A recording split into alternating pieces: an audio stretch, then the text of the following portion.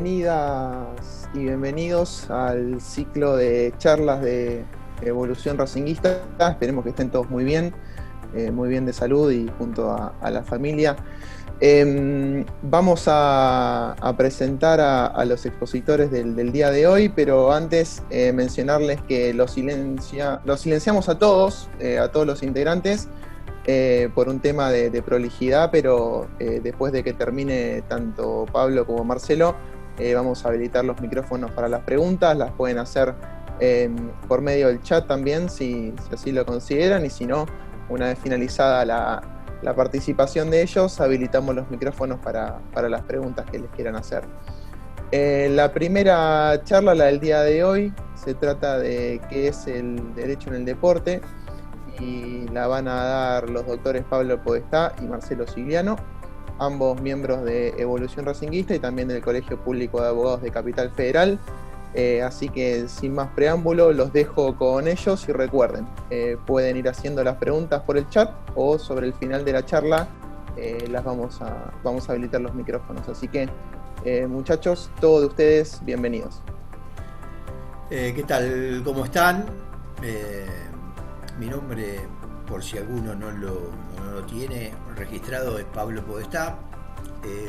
Le agradezco a Gaby Arias y a Luli, que fueron los que me impulsaron un poco a dar esta primera charla, a través de la comisión que es una comisión que se llama de Cultura y Educación dentro de la agrupación.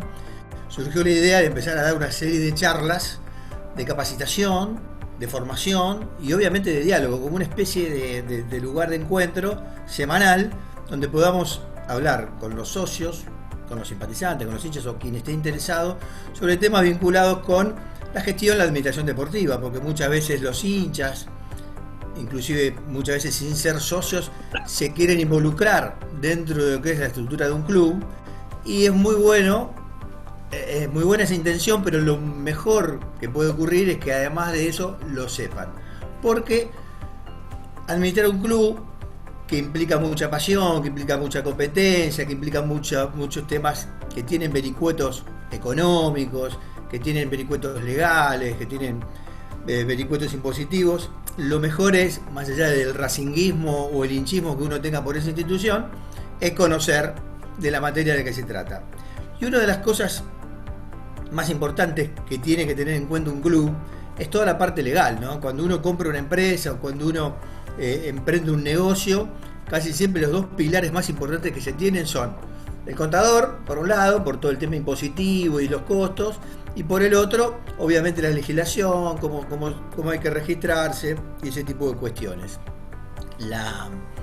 El tema que hoy nos ocupa es el tema del derecho deportivo, ¿no? Acá vamos a estar con un problema porque estoy intentando pasar una diapositiva y no la sé pasar. Ahí pasó.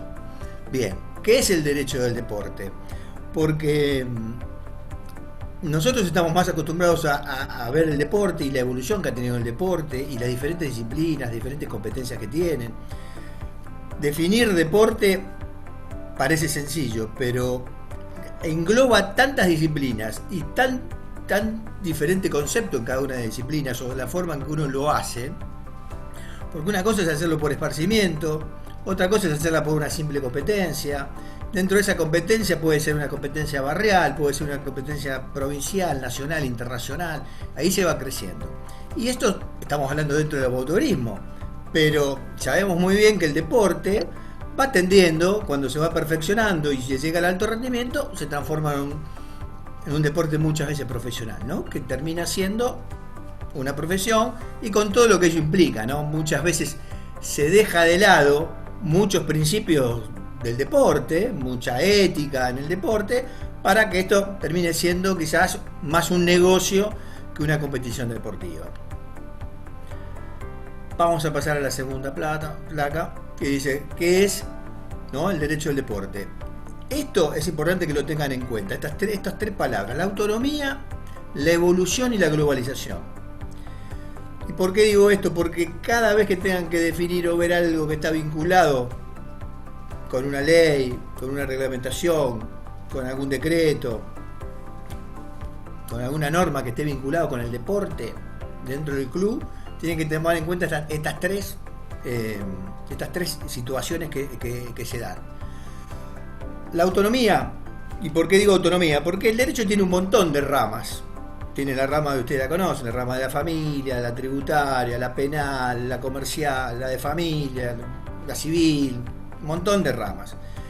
Hay una nueva rama incipiente, que es la del derecho deportivo, que surge y empieza a tener mucho color y consistencia a partir de la década del 90, del último siglo, con el tema de los contratos deportivos, los jugadores de fútbol, todo el negocio que se fue generando, los grupos económicos. Estamos hablando mucho de fútbol y también de las disciplinas como el automovilismo, el tenis, el golf. Fueron creciendo con una evolución multiplicadora que involucró muchas cuestiones que traspasaban estas diferentes ramas y se fueron nucleando muchas cuestiones que tienen un sesgo diferente a la rama madre, que sería, por ejemplo, en un tema comercial, el derecho comercial y no el derecho comercial deportivo, ¿no? Después vamos a ir analizándolo a qué apunto, ¿no?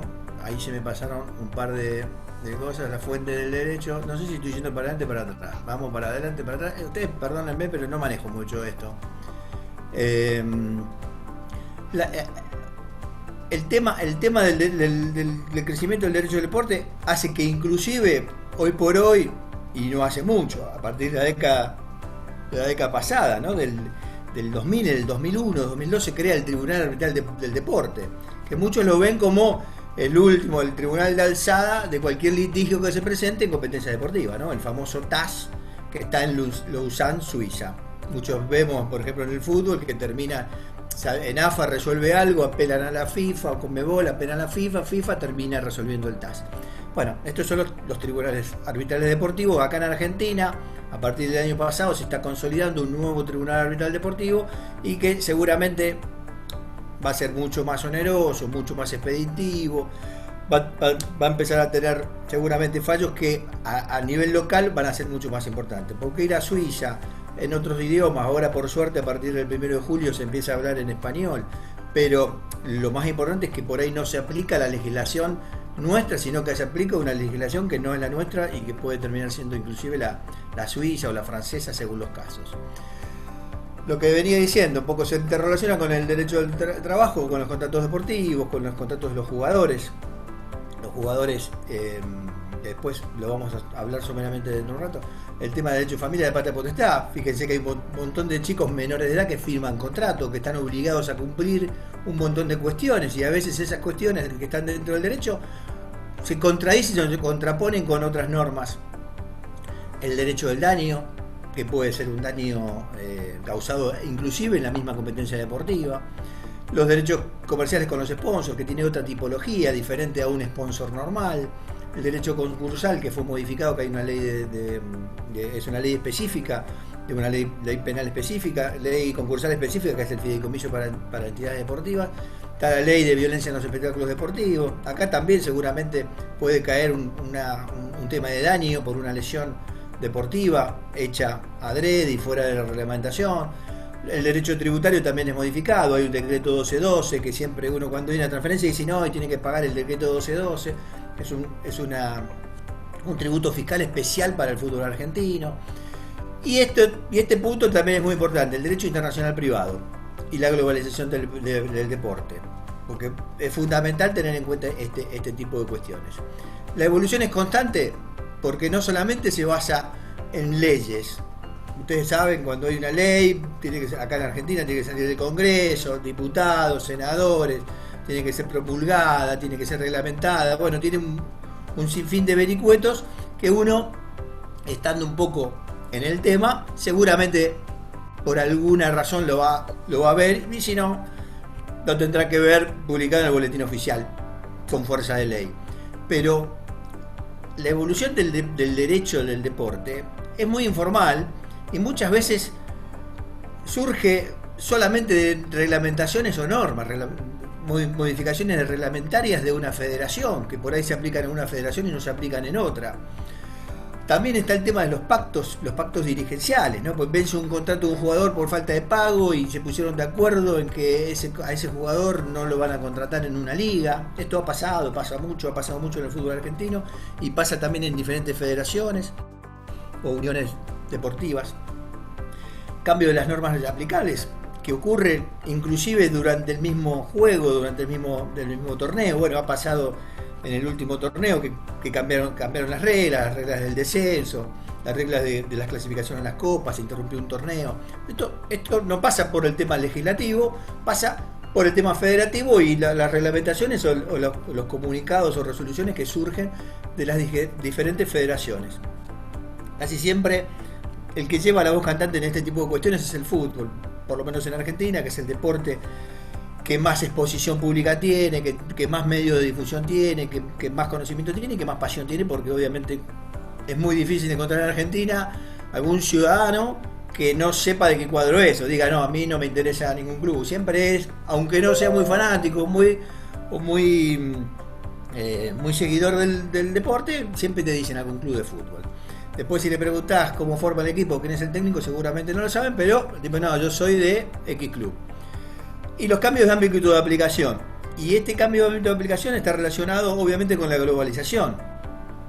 Nosotros empezamos a hacer un deporte, apenas nacemos, siempre nos regalan una pelota, nos regalan una raqueta, según el gusto deportivo de nuestros padres, y a partir de ahí estamos vinculados permanentemente con el deporte, cuando vamos al colegio con la educación física, y siempre estamos, ¿no?, empezando a practicar deporte. Después nos metemos en alguna disciplina y esto va creciendo según el grado de competitividad que uno tenga, según el grado de nivel deportivo, porque por ahí uno soñó con ser jugador de fútbol y no llegó ni siquiera a poder probarse en un club de fútbol porque terminó siendo un maleta. Pero bueno, siempre uno intenta evolucionar, y en esa evolución de la competencia el deporte está absolutamente globalizado. Como está globalizado todo, lo que hoy estamos haciendo acá seguramente se sube a una red social, se sube a YouTube y lo ven mañana, al mismo instante que se subió acá, lo ven desde China, lo ven desde Japón, lo ven desde cualquier lado.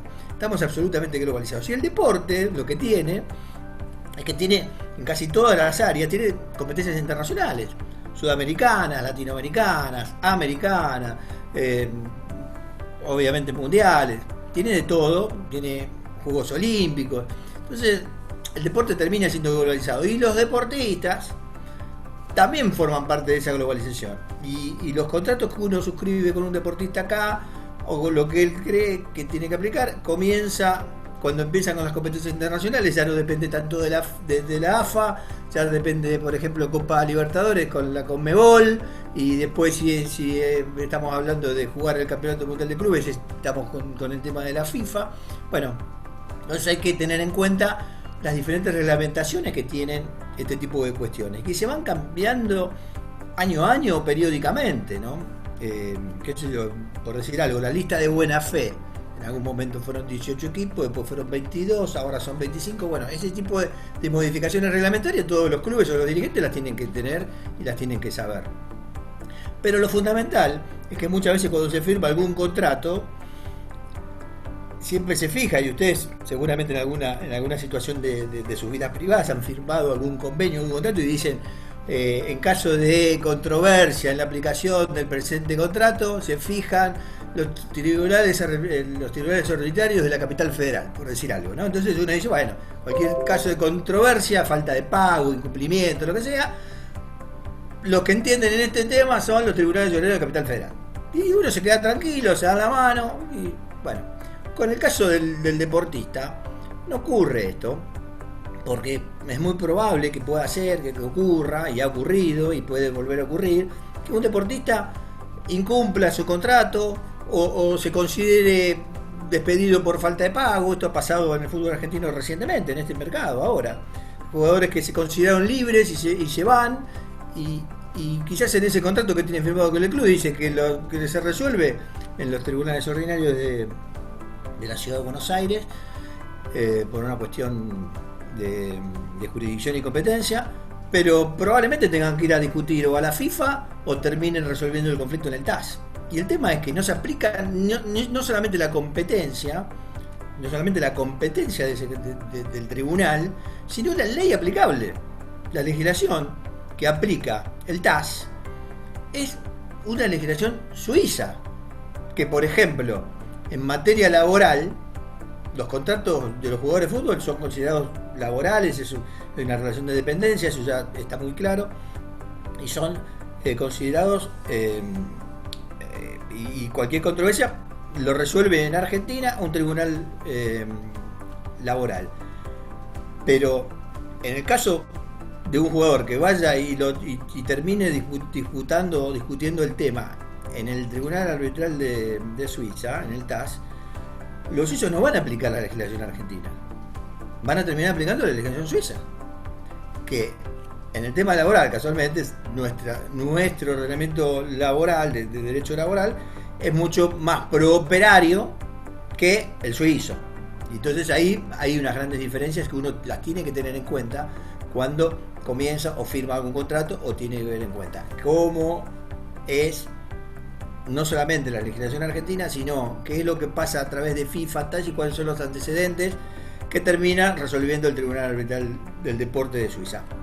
Por eso es bueno, y reitero lo que dije al principio, la creación del Tribunal Arbitral del Deporte en Argentina, que recién empieza, que está haciendo sus primeros pasos. Seguramente en un tiempo no muy largo va a ser un buen lugar para dirimir los conflictos que se presenten a todo tipo, los contractuales y no los contractuales, porque muchas veces hay conflictos que no siempre son contractuales y no se han fijado cuáles son los órganos que intervendrán o cuál es la legislación aplicable. Las fuentes del derecho, y en esto también, en el tema deportivo, existen cuestiones que se cambian y con las cuales hay que luchar. Yo creo que el ordenamiento jurídico, claramente más importante es la Constitución Nacional, las leyes nacionales. Obviamente, si hay leyes deportivas, que no hay muchas, ahora las vamos a ver someramente, obviamente, las leyes deportivas, los decretos. Ahora justo estamos en una época donde hay más decreto que ley por la cuestión de la pandemia. Están los reglamentos, y después, cuando hay discusión entre cómo se aplica, qué ley, qué artículo de la ley, ustedes saben, vi que hay varios abogados. Los abogados muchas veces no nos ponemos de acuerdo con una ley, leemos la ley y uno interpreta una cosa y otro interpreta otra, y obviamente según si a mí me contrata un club, yo veo la ley de una forma, y si me contrata un jugador la veo de otra forma. Bueno, la jurisprudencia, casualmente antecedentes en cuestiones similares se aplican, y eso también muchas veces puede tener fuerza de ley, una jurisprudencia que esté dictada por una cámara. Y también la doctrina, que son los especialistas en el derecho deportivo, que van quizás un paso adelante, intentando ir formando o impulsando o modificando las leyes en función de cómo fue evolucionando ese tipo de cuestión en ese tipo de contratación o de cuestión de conflicto que se va presentando en diferentes clubes o federaciones o deportes. Leyes deportivas en Argentina no hay muchas, a pesar de que somos un país muy deportivo, ¿no? Todo el mundo, si no hace deporte, consume deporte. Es muy difícil encontrar un argentino que no se siente identificado con un deporte, o hace una actividad física personal, va a un gimnasio, sale a correr, famosos running que tanto nos tuvieron en boga en los últimos tiempos, pero somos muy consumidores de deporte. De hecho, uno prende la televisión y hasta en programas políticos o programas de espectáculos siempre hay algún comentario de algo deportivo, fundamentalmente de fútbol, pero también de alguna cuestión deportiva. La primera ley de deporte en Argentina fue del año 74, una ley donde está el gobierno peronista, que fue derrocado por la tristemente famosa Junta Militar. Pero esta ley nunca fue aplicada. Después fue reglamentada en la época de Menem, en el 90. Tampoco tuvo aplicación. Y después fue modificada a fines del 2014, promulgada en el 2015, la ley 27.202, pero tampoco tuvo nunca aplicación. Creaba un Instituto Nacional del Deporte que nunca funcionó, estaba la Secretaría del Deporte, iba a estar el instituto, nunca funcionó. Quizás hoy por hoy tampoco funciona, nunca se creó ese instituto. Después recuerden que en la época de Menem, que vino después del 2015, ¿no? 2016, 2017, vino un decreto ley que generó una agencia del deporte, pero nunca se aplicó esa ley. Al día de hoy, bueno, nuevo gobierno, fin de diciembre, sabemos que no estamos en muchas condiciones de exigirle, ¿no? que se promulgue la ley o que se aplique, pero bueno, de lo que era una agencia pasó a estar dentro de un ministerio de turismo y deporte, y obviamente se están abocando mucho más a cuestiones de pandemia y ver cómo los clubes pueden no desaparecer con estas cuestiones de que no se pueden hacer prácticas deportivas, muchos han dejado de pagar los clubes, bueno, todo ese problema. Pero bueno, la Ley Nacional de Deporte en Argentina no tuvo nunca una aplicación concreta y real, tiene muy buenas intenciones, pero nunca fue aplicada. Bueno, con el tema, el estatuto de los jugadores, ¿no? Que fue por una ley, este estatuto es muy importante. Había un estatuto que era el 430 del 75, viejísimo. Obviamente en el 75 estamos hablando de otro fútbol profesional totalmente diferente al fútbol actual, que recién tuvo su modificación en el año 2009. ¿Se acuerdan que antes un jugador era del club? Entonces, si no se ponía de acuerdo con los dirigentes, le pagaban el 20% de aumento y tenía que seguir jugando por un 20% de aumento. Había unas cláusulas que eran prórrogas, a los chicos les hacían firmar prórrogas, que eran prórrogas a favor del club y no del deportista. No, si no estás de acuerdo con la prórroga, te pago el 20% y vos te tenés que quedar. Bueno, todo eso se modificó, hay un nuevo estatuto de jugador de fútbol que balancea un poco el poder que antes tenían los clubes con respecto a los jugadores. Y yo siempre digo, los jugadores hoy por hoy no son de los clubes, como muchas veces se dice, sino que son de ellos mismos, que ceden en virtud de un contrato. Y lo importante es saber por 3 años, por 4 años, por 2 años, por 5 años, que son las posibilidades que tienen. Y ese es la potestad que tiene el club para hacerse deportivamente y disfrutar de las condiciones futbolísticas de este jugador. Y por el otro lado ver si tiene alguna posibilidad de reventa. Una vez que vence el contrato, el jugador queda libre y no tiene. La ley de violencia en el deporte es una ley. ¿Se acuerdan de una ley cuando De la Rúa era senador nacional?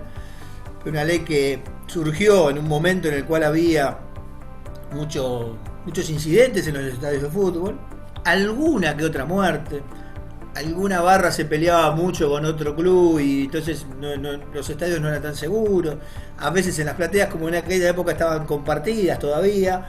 Algunos se peleaba con algún otro, alguna discusión por algún mal arbitraje. Pero la verdad que esta ley, que con toda la muy buena voluntad, obviamente, no solamente de la Rúa, sino de los senadores, de los diputados que la terminaban aprobando y la terminaban aplicando, nunca fue solución. Fue modificada sucesivamente. La última modificación importante que tuvo la ley fue en el 2008. Imagínense que en el 2008 todavía en Argentina se jugaba con visitantes. Después de acá se suspendió los visitantes. Hubo temas con el ingreso no de bandera. Hay un montón de cuestiones. La violencia en el fútbol nunca fue solución, pero hay una ley que rige materia deportiva y de seguridad deportiva, que los clubes la tienen que cumplir, ¿no? Los clubes y los dirigentes están muy obligados a cumplir con muchas normas que están dentro de esta ley, pero muchas veces se encuentran atados de pies y manos con el tema sancionatorio, porque hasta inclusive muchas veces han intentado poner algo que se estableció por reglamento, que es el derecho de admisión, y muchas veces los barras o aquellos que están dentro de la nómina que dan los clubes para que no ingresen al estadio, meten un amparo y la justicia los habilita y entran a los estadios.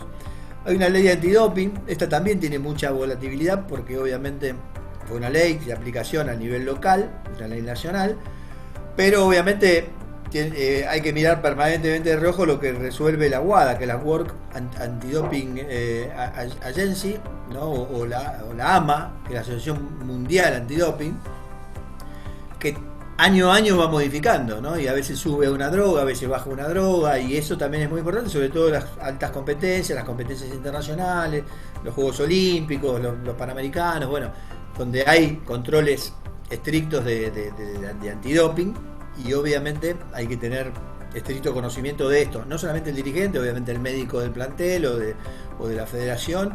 Es una ley a la cual hay que tener darle mucha importancia, porque obviamente si salta algún antidoping puede tener consecuencias no solamente el deportista, la federación, XX. La Federación Rusa está envuelta en un gran problema de antidoping, y la UADA permanentemente está inspeccionando cuestiones de ¿cómo se llama? Enmascaran, ¿no?, lo que dice la UADA, que Rusia, también en algún momento los chinos, los alemanes, enmascaran la droga para que no salten los antidoping. Bueno, la ley de fideicomiso para entidades deportivas, bueno, todos la conocemos porque Racing atravesó por esta. Es una ley muy importante para los clubes, sobre todo cuando están con problemas económicos, problemas de quiebra, concursos y ese tipo de cuestiones. Me parece que, más allá de las críticas que se ha recibido a través del periodismo y algunos dirigentes, me parece que es una ley bastante buena, que obviamente es perfectible, pero que ha servido a muchos clubes.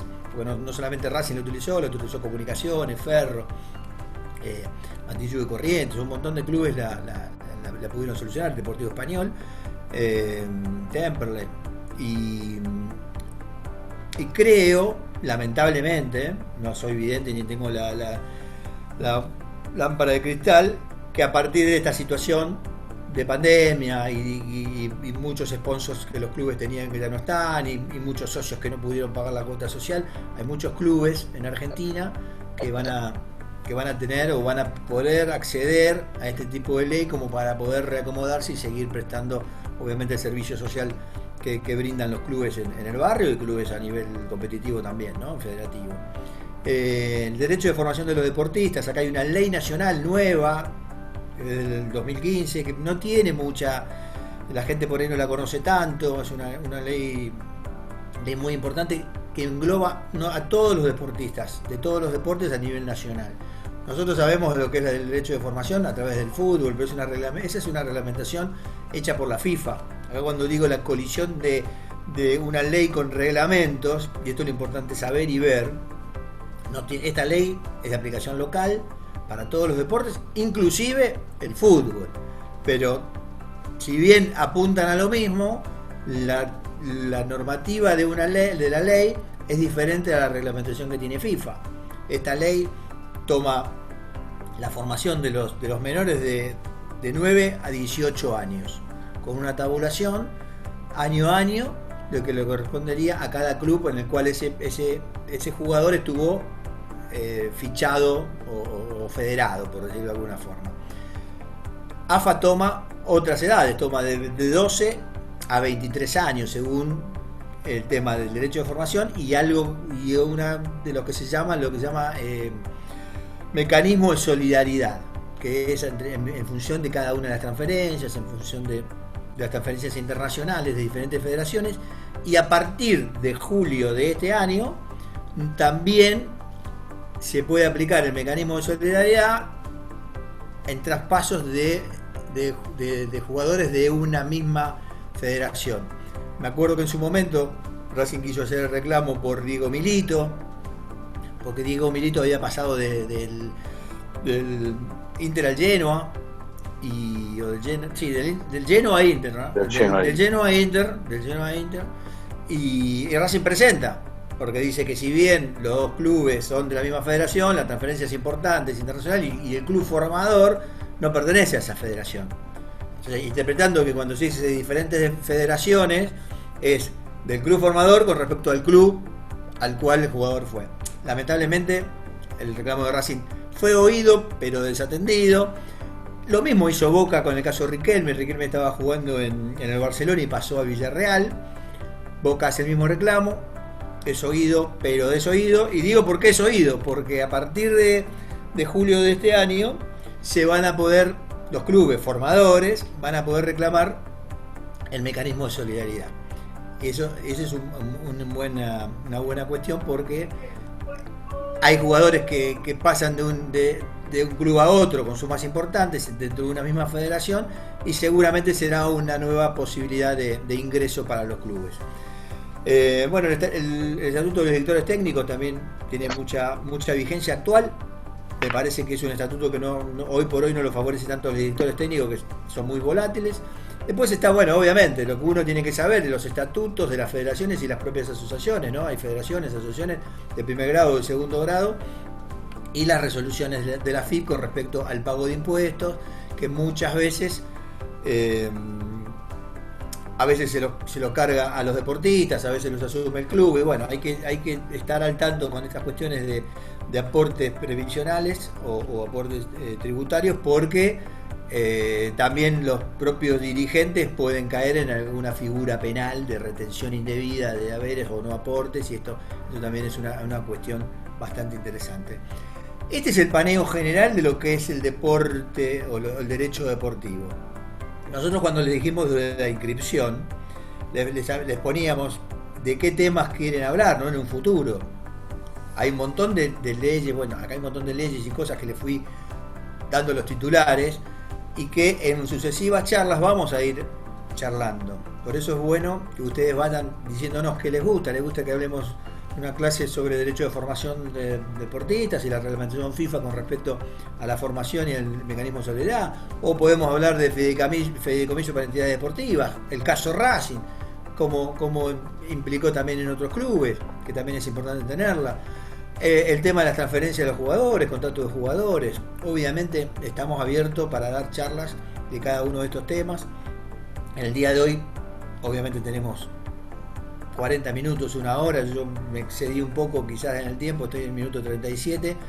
La idea era yo darle el pantallazo general y que Marcelo hable sobre los clubes, ¿no? Que son los clubes argentinos que encuentran constituidos como asociaciones civiles sin fines de lucro. Marcelo, no sé si querés agregar algo más, no sé si alguien quiere hacer alguna pregunta.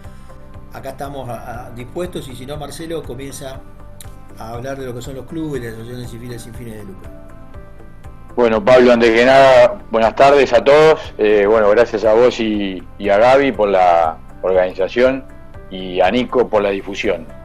Sí, si bien lo que vos estabas hablando, quizás un tema importante es la ley del fideicomiso, porque nos tocó de cerca, y sobre todo nos tocó de cerca por el club, y cuando asumiste como vicepresidente de Racing, también se tuvo que hacer una gestión para el levantamiento de la quiebra y todas las garantías que eso implicaba.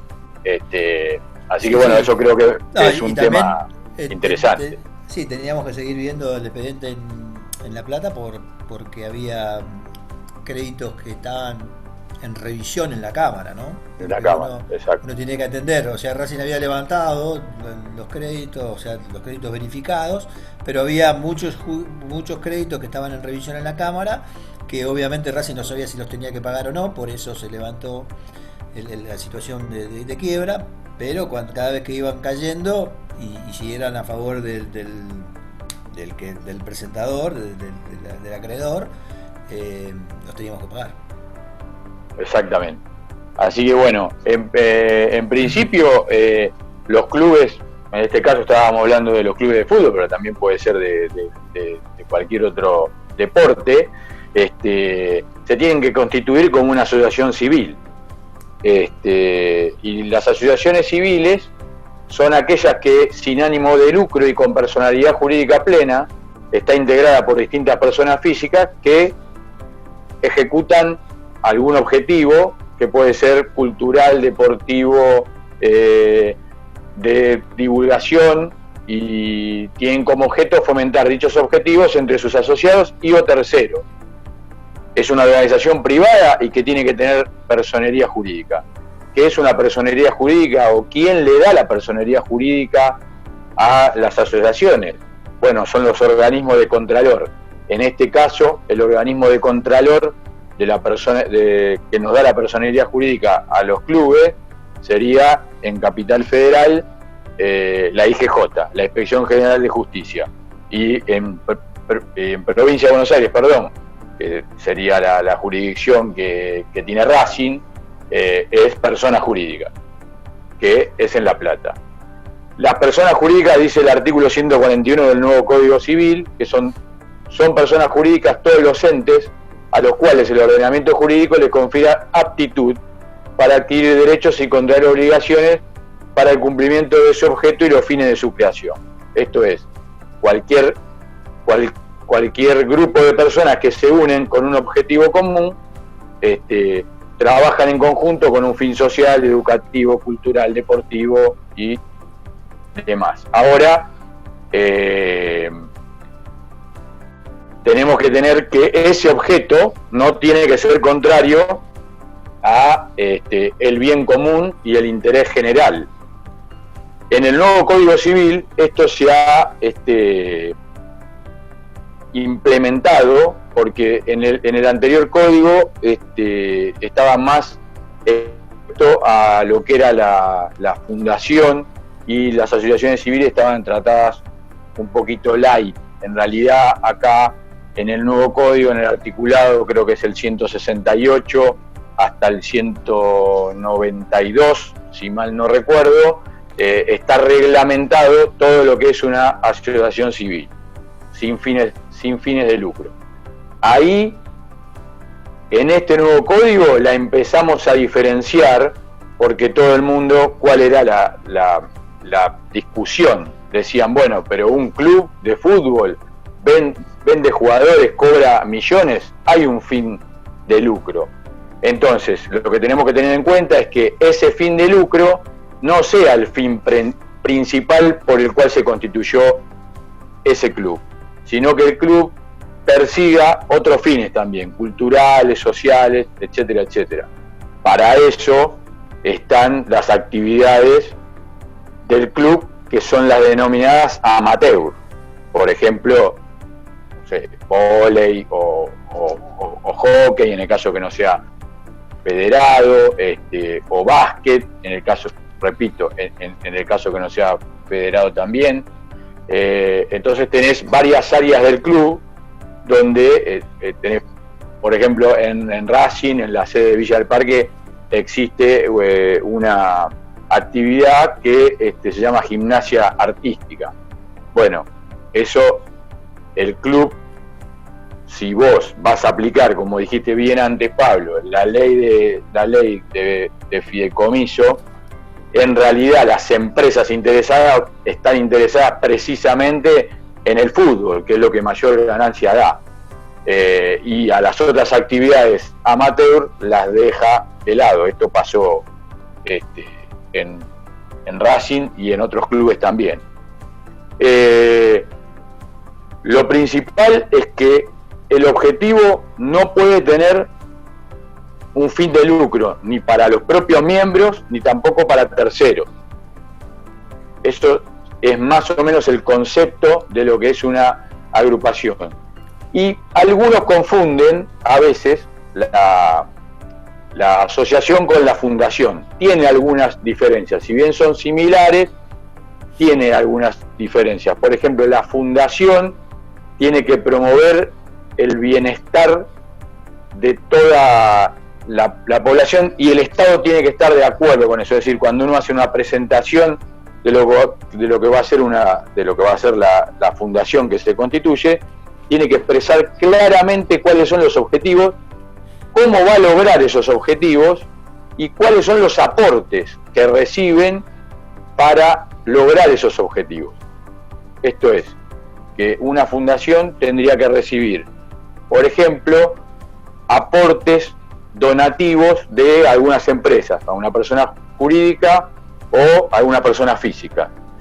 Tiene que tener un documento en el cual registran ese compromiso de aporte para el futuro, y tiene que presentar, junto con toda la documentación legal, no solo esta promesa de donación, sino que además tiene que tener el aval estatal para esto, y aparte las fundaciones lo que tiene que tener es un plan trienal que tiene que estar diseñado por un contador, un abogado, y hecho a través de un notario público, o sea, a través de un escribano. ¿Esto para qué? Tiene que expresar específicamente qué van a hacer, por ejemplo, el primer año, el segundo y el tercero. Esa es más o menos la diferencia con una asociación civil. La asociación civil, que en este caso sería la de los clubes deportivos, tenemos que, para constituirla, se tiene que hacer un acta constitutiva. El acta constitutiva se hace con los miembros que van a intervenir en la misma, tienen que poner el nombre de la asociación civil. Esto, previamente a hacer el acta constitutiva con el nombre, lo que se recomienda es que se inscriba previamente a través de un formulario que creo que es el número 3 en la Inspección General de Justicia en Capital Federal, se inscriba la reserva de ese nombre. En ese formulario creo que dan 3 opciones, o sea, cuando vos querés constituir una asociación civil, colocas 3 posibles nombres de esa asociación civil. Se da vista y en esa vista te responden a la semana o a los 4 o 5 días hábiles. Hoy por hoy se hace la respuesta, la obtenés en forma electrónica, te dicen si estás autorizado a utilizar ese nombre o no. Entonces, cuando haces el acta constitutiva ya tenés esa reserva de nombre y lo puedes utilizar sin ningún problema, porque si no tenés que hacer todos unos cambios y volver a llamar al escribano para que lo cambie, y genera pérdida de tiempo y pérdida de costos económicos. Bueno, ahí yo no estoy siguiendo lo que vos me estás pasando, Pablo, pero bueno, me estás hablando de la asamblea constitutiva. En esa asamblea tiene que figurar el nombre, el domicilio legal, el lugar en donde va a funcionar, cuál va a ser su sede social, cuál es el patrimonio, cuál es la duración de la asociación civil, cuál es el objeto, cómo se liquidaría para el caso que la sociedad civil deje de existir, y causales de la disolución, el régimen de administración y representación, la fecha del cierre del ejercicio anual, las categorías de los asociados, cuáles son los regímenes de ingreso para esos asociados, la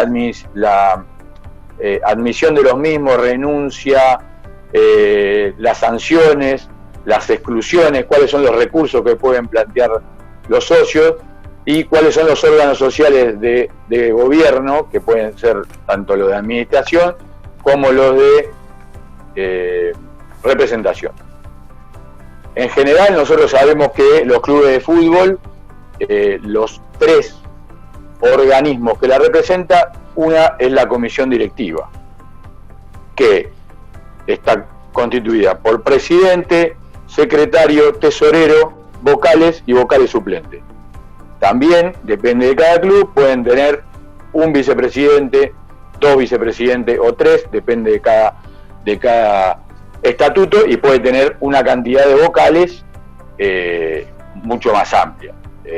Lo mínimo que se exigen es que sean 2 vocales y 2 vocales suplentes. Y el órgano de contralor es la asamblea de representantes de socios. La asamblea de representantes de socios son todos los socios que pueden formar la asamblea, tienen que tener principalmente derecho a voto. Y hay distintas categorías de socios también que en las sociedades civiles, en las asociaciones civiles, vos podés determinar. En general, las categorías de socios son los socios activos o socios plenos, que son los que tienen, por ejemplo, mayor de 18 años y tienen derecho a voz y a voto. Después tenés los socios infantiles o los socios cadetes, que bueno, por supuesto, esos son, como son menores de 18 años, no tienen derecho al voto, aunque en Racing, en el estatuto anterior, bueno, anterior no sé, porque hasta ahora también tenemos bastantes dudas con Pablo, si está vigente el estatuto anterior o el estatuto nuevo, que todavía no está aprobado por persona jurídica, podía el socio activo, una persona podía ser socio activo a los 16 años. Entonces, bueno, eso le daba derecho a voto a pesar que era menor de edad y era en contraposición con la ley nacional electoral. Bueno, son todas dudas que, digamos, que se generaban.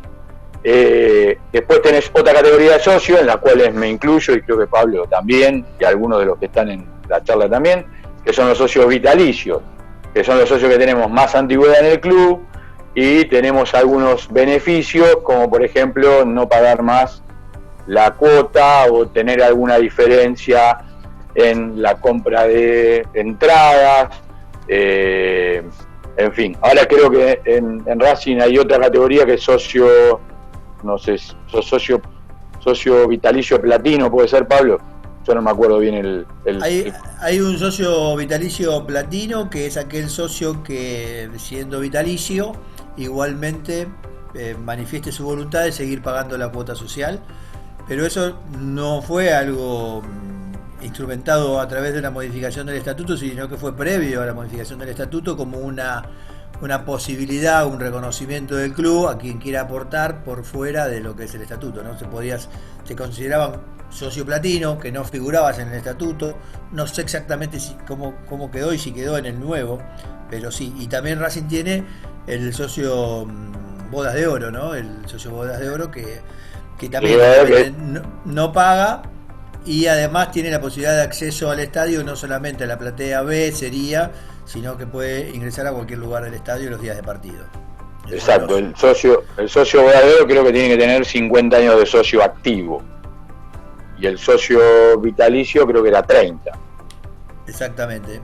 Yo, a pesar de que se me ve joven, soy socio Bodas de Oro. Ah, bueno, mirá vos. Bueno, yo soy socio vitalicio. Y sí, porque bueno, otros derechos, los socios vitalicios, por ejemplo, pueden entrar a cualquier sector del estadio, menos al sector A, que es el que vos nombraste, que ahí sí pueden entrar los socios Bodas de Oro. Sí. Sin ningún canon, sin pagar ninguna entrada, sí, excepto para los partidos de Copa Libertadores, que ahí te hacen pagar una entrada que es mínima respecto de lo que vale una platea. Sí, todas estas cuestiones surgen del estatuto. Casualmente Racing estamos en el medio de un río cruzándolo, del estatuto viejo al estatuto nuevo. Pero igualmente el estatuto de Racing también difiere de muchos estatutos de otros clubes del fútbol argentino. Exactamente. Por eso el estatuto vendría a ser para los clubes como la Constitución Nacional, ¿no? Y si bien en el estatuto surge que el órgano máximo de administración y gestión del club es la asamblea, obviamente los clubes de fútbol terminan siendo presidencialistas, ¿no? Y el que ejecuta y lleva adelante las cuestiones es la comisión directiva y principalmente el presidente del club. A diferencia de otros clubes, Racing, la comisión directiva está compuesta solamente por el oficialismo. En otros clubes, River, exacto, tienen minoría también en la comisión directiva. Donde tienen participación en Racing lo que no es el oficialismo, o sea, la lista ganadora, y no la que sacó la segunda cantidad de votos en las últimas elecciones, tiene participación en la asamblea, en un tercio de la asamblea, son 60 asambleístas, hay 20 por la mayoría, hay 40 por la mayoría y 20 por la minoría, y después están dos órganos, uno que es la Junta Fiscalizadora o Comisión Fiscalizadora, ¿no? que también tiene participación, son 5 miembros, 3 son del oficialismo y 2 son de la oposición. Yo siempre manifesté que para mí esa ecuación tendría que ser al revés, que la fiscalizadora tenga mayor número de opositores, 2 del oficialismo y 3 de la oposición, pero bueno, nunca fui escuchado con ese sentido. No soy tan amigo, así como digo esto, no soy tan amigo que haya en comisión directiva opositores, porque sería mucho más difícil la conducción y las decisiones del día a día. Y también está el Tribunal de Disciplina, que para cuestiones, incumplimientos del estatuto, alguna actividad que no esté que no esté permitida dentro del club. Bueno, tendría que funcionar. Un tribunal que en Racing me sorprende que nunca funciona. No recuerdo que el Tribunal de Disciplina de Racing haya sancionado nunca. Y me parece que es un muy buen elemento, y esto lo digo a nivel personal, una opinión personal, que también es bueno en cuestiones de violencia en espectáculos deportivos, ¿no? Que muchas veces hemos visto que sin llegar a una agresión física o sin llegar a cuestiones que por ahí estén en lo delictual penal, encuadrado dentro de lo que es la tipificación de un delito penal, creo que el club podría sancionar a algún plateísta o alguno de la popular que haya hecho algún acto de violencia contra jugadores propios, jugadores rivales, contra árbitros, contra personal de seguridad, contra lo que sea, saltar molinete, empujar a los controles de los ingresos. Ahí me parece que el Tribunal de Disciplina tendría que funcionar y no funciona. Me acuerdo en el caso nuestro que yo quise que pase por el Tribunal de Disciplina una situación que se había dado en el Playón, que habían rayado el auto de unos jugadores. Nosotros agarramos el club, recuerden que estábamos en situaciones muy complicadas con el descenso, obviamente la gente muy nerviosa, y habían rayado el auto de un jugador, y quise, vamos, mandémoslo al Tribunal de Disciplina, que estaba identificado quién había rayado el auto. Y no quisieron, dijeron, no, vamos a tirar a la gente en contra. Yo creo que cuando uno es dirigente tiene que hacer lo que tiene que hacer. Después la gente en contra va a estar en función de cuando uno se retira, se va y pasa. Pero bueno, esto en definitiva es mi opinión con respecto a eso. No sé si te quedó algo más. Exacto. Te interrumpí. No, ahí estamos en tiempo. No, está bien. Ahí vi dos comentarios que hizo Martín Díaz y Tito Pugliese, que dice que el socio platino paga el 70% del valor de la cuota del socio activo. La cuota del socio activo es 8.50 y que bueno, ahí pagan el 70%, que son 250 pesos menos, 600 pesos era aproximadamente. Respecto a lo que decía de la Junta Fiscalizadora o Comisión Revisora de Cuentas, es un departamento interno. Si bien está constituida por socios, no tienen por qué ser contadores, pero sí tienen la obligación de contratar a un estudio contable para que supervise y controle todos los aspectos relacionados con la administración, la presentación de los balances y de los estados contables. Pueden participar en las asambleas, pero puede participar en las asambleas anuales, pero tienen voz, pero no tienen voto. Respecto de... Te hago un comentario, Marcelo, con respecto a esto que estás diciendo. En el estatuto de Racing, para ser integrante de la comisión fiscalizadora, viste que decía que por lista son 5 los miembros, entran 3 por la mayoría. 3 por la mayoría y 2 por la minoría. Exacto. Pero los primeros 3 de cada una de las listas, 2 de ellos tienen que ser contadores.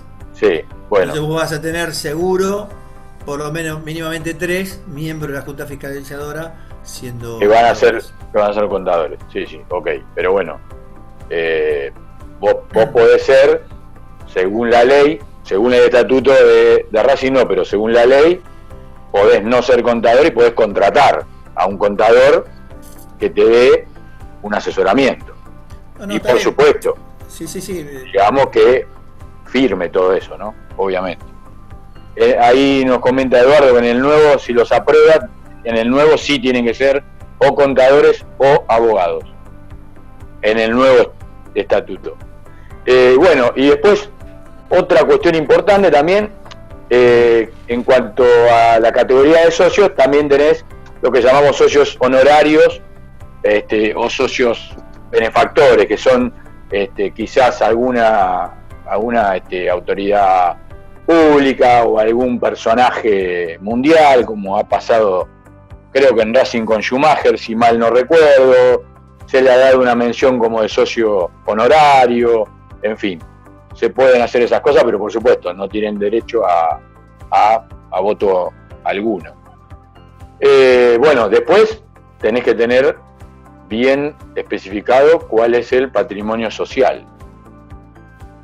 Ahí, en general, siempre cuando asume una nueva comisión directiva, ¿qué pasa? Siempre contratan a un estudio contable para que hagan una famosa auditoría, para ver cómo reciben al club, cómo son los estados contables, cuáles son los bienes y recursos que tiene, cuáles son las deudas que tiene que afrontar a corto plazo o a largo plazo, cuáles son los activos que tiene el club. Y bueno, para constituir ese patrimonio social, si vos querés tener una asociación civil que es nueva, ese patrimonio inicial, que si mal no recuerdo en la IGJ no baja de los 100.000 pesos, no sé si, creo que sí, entre 80 y 100.000 pesos, vos tenés que depositarlo en el Banco Nación, en este caso, acreditar ese pago en la IGJ, y después la IGJ, una vez que te aprueba todos los trámites de constitución de la asociación civil, vos lo podés retirar y algún directivo tiene que estar autorizado para eso. Generalmente suele ser el tesorero. Bueno, como vos decías también, dentro del estatuto tiene que existir un reglamento disciplinario para sancionar a los socios. ¿Por qué? Porque pueden pasar ese tipo de situaciones como la que vos contaste. Un socio identificado por la Cámara, o por una cámara o por un policía, realiza un acto incluso en contra de las instalaciones del club, debe ser sancionado. Para eso el Tribunal de Conducta tendría que actuar. Hay gente que por ahí quizás entra a la sede y rompe algún vidrio, por ejemplo, y bueno, ese socio tiene que, primero, cubrir ese daño, y segundo, puede tener una sanción, puede ser expulsado del club, puede ser suspendido, en fin, tendría que funcionar. Yo no recuerdo, como bien vos decías, Pablo, que tenga algún dato de algún socio sancionado, en Racing al menos. En Boca recuerdo que cuando fue lo del gas pimienta, al que lo identificaron que tenía un seudónimo de panadero, lo sancionaron y lo expulsaron del club, un caso que me acuerdo ahora. Y otro de los puntos que tiene que tener el estatuto es cuál va a ser el sistema de elecciones, cuánto es la duración de los cargos de la comisión directiva y cómo va a ser ese proceso, cada cuántos años, cómo va a ser, cómo se va a establecer la junta electoral, cómo son las agrupaciones del club que van a intervenir en ese proceso eleccionario, quiénes son los que pueden participar, quiénes son los que pueden ser presidente o pueden tener un cargo en la comisión directiva, cuántos años de socio activo tienen que tener como mínimo para poder acceder a ese cargo. Está en el caso de Racing está el tema de que ha salido en los diarios que Diego Milito dijo que tenía ganas de ser candidato, y en realidad hace 6 años solamente que es socio activo y no podría hacerlo porque tiene que tener como mínimo 8. En fin, tenés algunas particularidades. Y bueno, y después tenés que también determinar, es una palabra, digamos, que no me gusta utilizar, pero bueno, tiene que estar en el estatuto, que es, en el caso de que sociedad civil le vaya mal y desaparezca, entre comillas, hay que establecer cuál es el proceso de liquidación y disolución. Digo que me trae malos recuerdos por lo de la síndico Ripoll, los racinguistas lo saben específicamente. Bueno, también tenés que llevar algunos libros legales. El libro de actas, lo tenés que tener, es el libro de actas de asamblea, donde va a estar primero el acta constitutiva, o sea, cuando se reunieron los socios fundacionales. Y hay algunos clubes, porque esas asambleas que se hacen como obligatoriedad son 1 o 2 veces al año. En el caso de Racing siempre se reúnen para tratar el presupuesto anual y después la aprobación del balance, que generalmente suele ser casi a fin de año. Tendría que ser antes, pero siempre es a fin de año. Pero también muchos clubes tienen otro libro de actas, que es el libro de actas de comisión directiva, en donde en ese libro figuran todas las reuniones de las comisiones directivas, todas las reuniones que hace la comisión directiva, y se exponen los temas principales que allí se tratan. Otro de los libros que debe tener toda asociación civil es el libro del registro de asociados. Entonces, en el libro de registro de asociados tienen que estar todos los datos de los socios de la institución, categoría a la que pertenece, datos personales, registro del pago de cuota, sanciones disciplinarias, etcétera. Y bueno, y respecto a los libros, a los libros contables, libro de caja, libro de inventario y balance. Bueno, esos son los reglamentos que debe cumplir cualquier asociación civil. Fundamentalmente lo que tenemos que tener en cuenta es que acá específicamente estamos hablando de los clubes, ¿no? Pero también hay asociaciones civiles que son de clubes de barrio, que son clubes chiquitos, y bueno, obviamente el organismo de contralor es mucho menor, funcionarían aproximadamente como una fundación, una comisión directiva chiquita de 6 o 7 integrantes que trabajan voluntariamente para que, por ejemplo, la salita del barrio provea a la parroquia de pintura para que la parroquia esté bien, o para una asociación scout, en fin, no tendría tantos contralores como tiene como un club deportivo. ¿Cuándo empieza? Los interrumpo un segundo, Marce, sí, si te parece, para ir cerrando, que ya estamos sobre la hora y le damos lugar a alguna pregunta, así que cerrán estos 2-3 minutos y ahí pasamos a las preguntas. No, bueno, y lo último que quiero decir, así cierro, el tema es que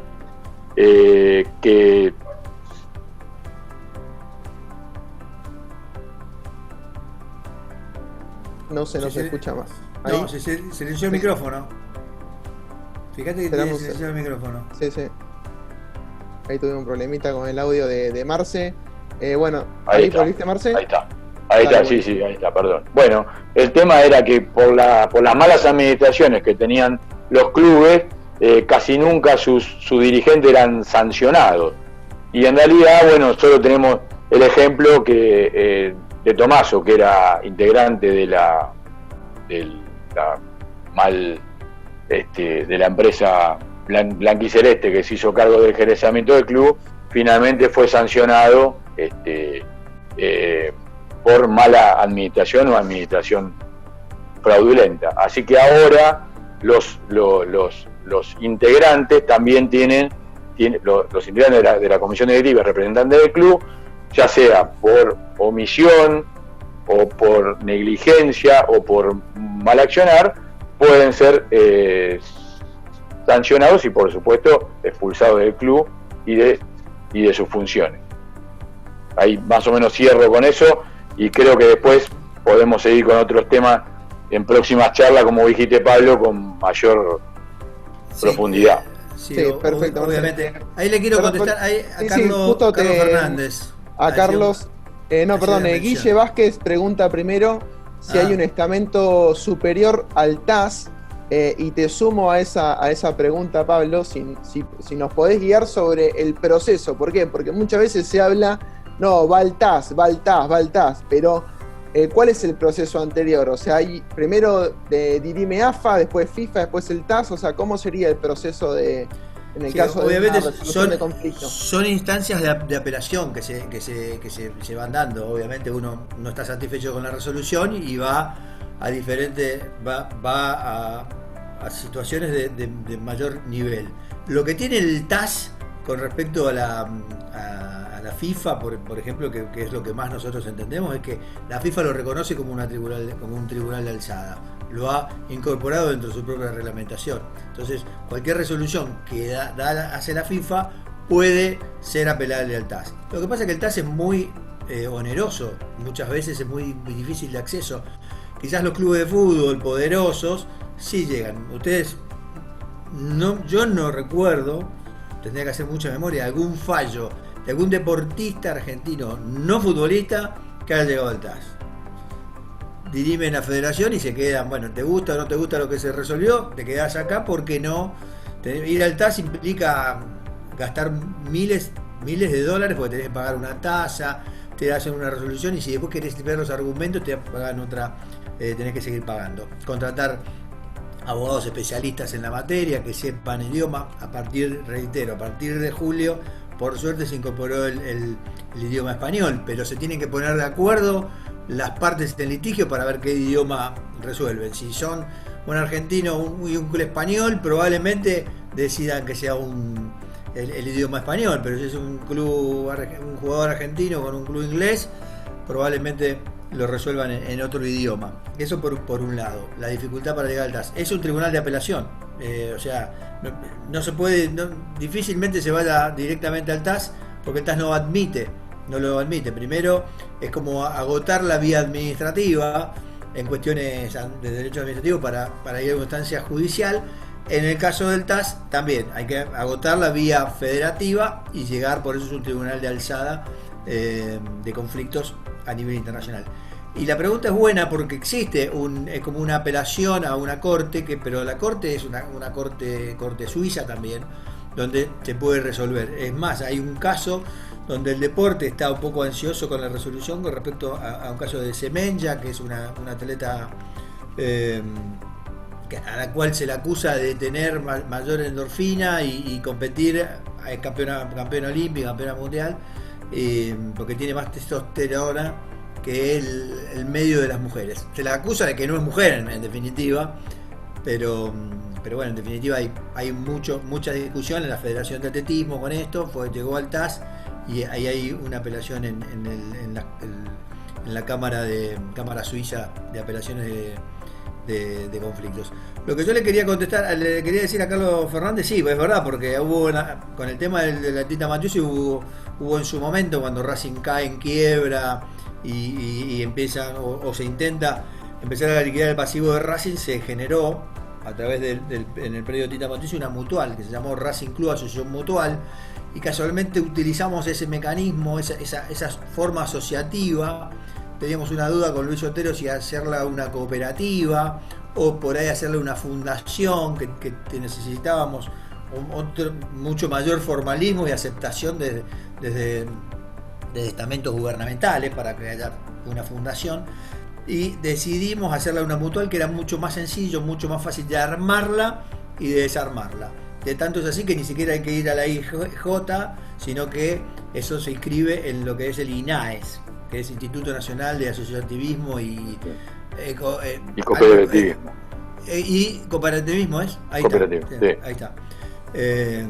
No sé si exactamente esa es la palabra, pero tiene con la E hay algo económico, pero eso es importante. Y bueno, obviamente que vamos a estar siempre al pie del cañón para cualquier situación y defender a Racing patrimonialmente de lo que suceda en el futuro, ¿no? Economía social, Pablo. Instituto Nacional de Asociativismo y Economía Social. Ahí está. Sabía que tenía algo que ver con la economía. Perfecto. No me salía la palabra. Bueno, de hecho, en mi pregunta, para obviamente los dos, y quizás tiene también que ver con el TAS, es que si vos vas al TAS, estás bajo la ley suiza, en este caso. O sea, ellos están... Sí. Entonces... Sí.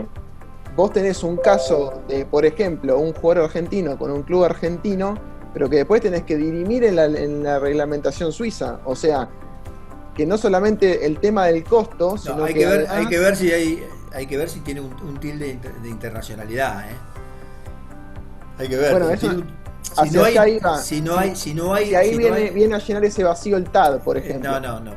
Si hay un conflicto entre un club argentino y un jugador argentino, se resuelve en la FIFA en la AFA o en los tribunales ordinarios de Argentina.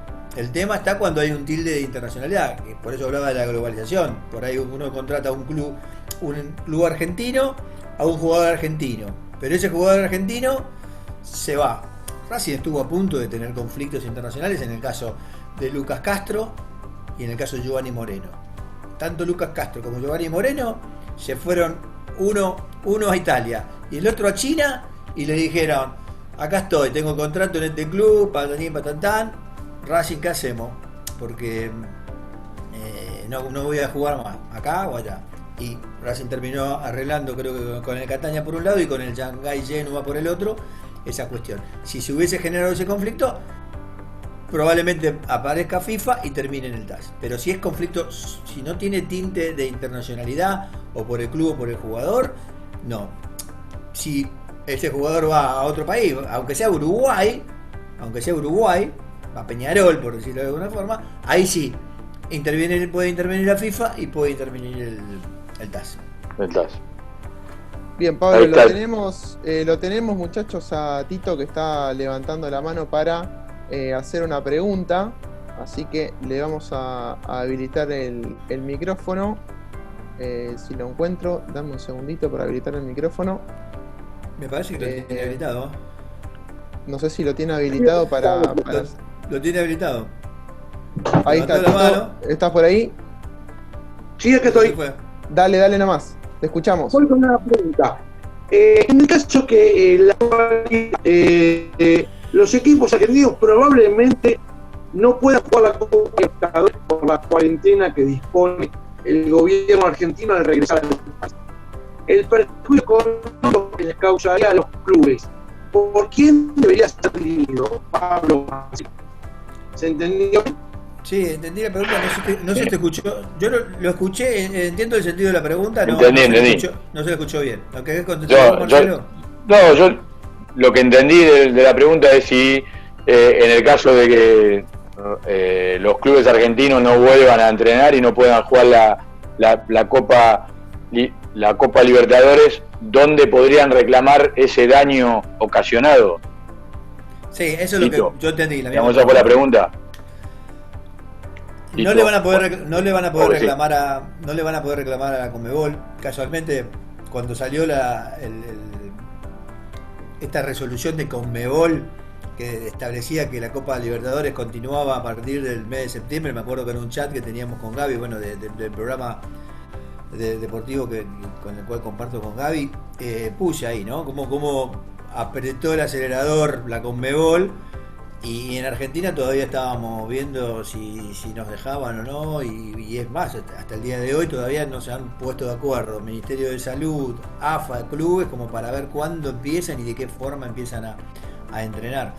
Pero esto es lo que yo les decía, que muchas veces una reglamentación internacional genera una gran conmoción a nivel local, como si fuese más importante que el Congreso de la Nación y hoy por hoy que el presidente de la Nación. Los clubes argentinos que en un momento estaban cómodos con la situación, recuerden que Godoy Cruz, por ejemplo, quiso volver a entrenar porque Mendoza estaba en una fase anterior y entonces quería volver a entrenar. Todos dijeron no, porque hay una ventaja deportiva. Y yo dije, en el mismo programa, ¿por qué? Esto es achatar para abajo. Si eso se puede entrenar, que se entrenen, porque ventajas deportivas hay miles.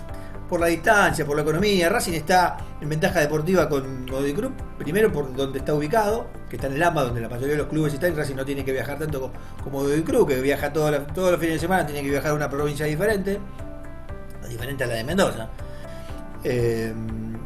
Y obviamente el tema patrimonial, y hay un montón de cuestiones que hay desventajas deportivas. Si uno tiene mejor clima, y seguramente que entrena mejor que los que tienen mal clima. Si le llovió toda la semana, que bueno, si no pude entrenar porque llovió toda la semana. La ventaja deportiva existe y eso hay que ver. Casualmente ahora los argentinos se empiezan a quejar que los que tienen ventaja deportiva son los paraguayos, los uruguayos, los brasileños, que ya empezaron a entrenar. Estamos en un país que lamentablemente se está priorizando el tema de salud.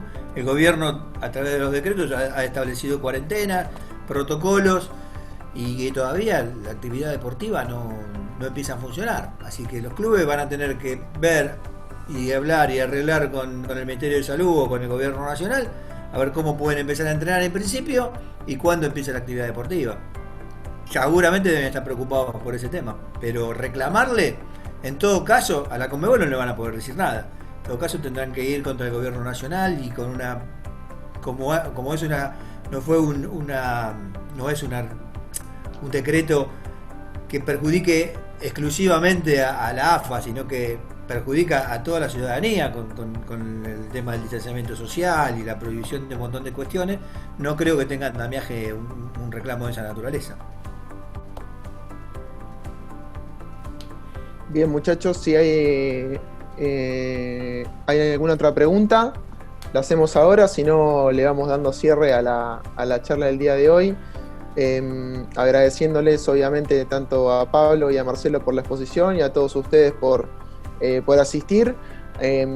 Las charlas van a ser los jueves a las 18, así que vamos a ir anunciándolas obviamente por todas nuestras redes, pero la idea es que ya está fijo ese horario. Obviamente vayan dándonos algunos temas que les interesan a ustedes. Seguramente el de la semana que viene va a ser sobre los desafíos de los deportes amateurs en los clubes, para seguir ligado con estos temas que vamos hablando. Y ya después, para el jueves siguiente, el tercer tema va a ser ley de género o disposiciones de género que tienen que ver con los clubes, ley Micaela, protocolos, ver la posibilidad de sumarlo quizás a los contratos. O sea, tenemos varios temas para charlar sobre estas disposiciones, y obviamente en el formulario estaban los diferentes temas que les gustaría a los oyentes debatir, así que seguramente también iremos buscando oradores que nos puedan exponer sobre esos temas. Así que les agradezco en nombre de todos los integrantes de la agrupación por su asistencia, y obviamente quedan las vías abiertas para todas las consultas que quieran hacernos. Diferentes propuestas también serán muy bienvenidas. Así que les agradezco, les mando un abrazo grande para todas y para todos, y que anden muy bien. Buen fin de semana si no nos vemos virtualmente antes. Así que muchísimas gracias a todos. Suerte. Gracias a todos. Saludos.